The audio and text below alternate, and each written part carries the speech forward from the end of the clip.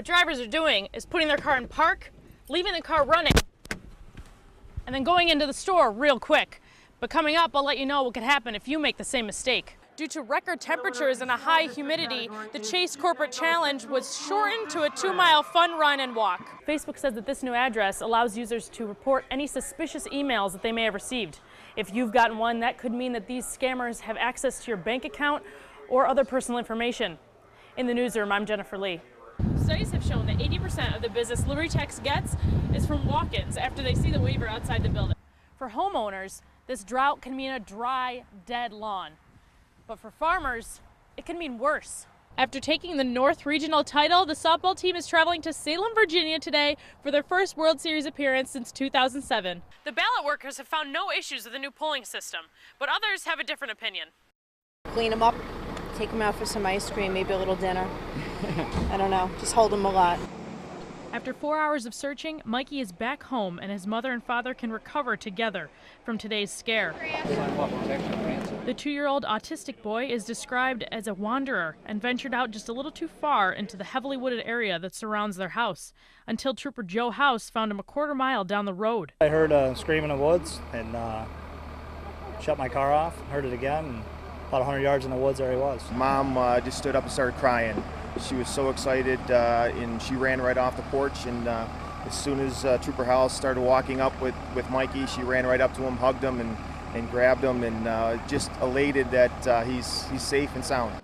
More than 150 people from volunteers and search and rescue crews responded after the boy was reported missing around 12:30 p.m. K-9 crews, we had Air 1, we had helicopters, and we had Marine patrols. We had the ground, air, and water covered, and it was a great ending. Just a few scratches on him, but Mikey is in perfect health. It's absolutely amazing. I'm just incredibly thankful. Because of his autism, Mikey's parents have told us that they've been looking into getting grants to build a fence around their home to keep him from wandering off again into dangerous areas like this one. More than 200 people came out to the Walk to Cure Diabetes this weekend at the PARC Oval in Plattsburgh. With support from the Juvenile Diabetes Research Foundation, the goal of the day was to raise funds for research to find a cure for type 1 diabetes. Erin Dolger is a member of one of the biggest teams participating, and she has her own reasons for walking.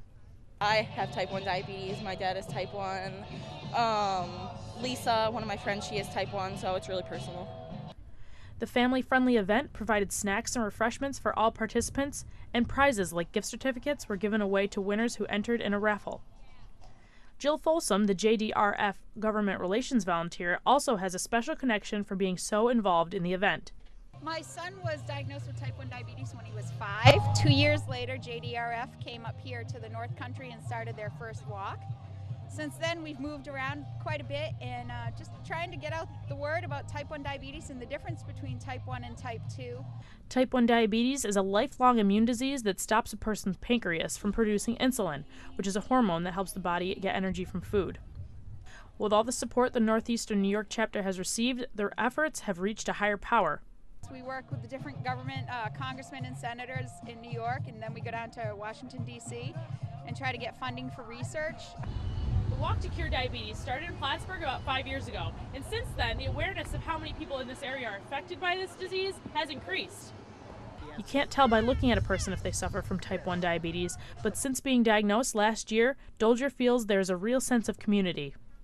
Seeing like everybody come out and do this, you know you're not alone. The next upcoming walk will be held this weekend in Albany. In Plattsburgh, Jennifer Lee, Newswatch 17.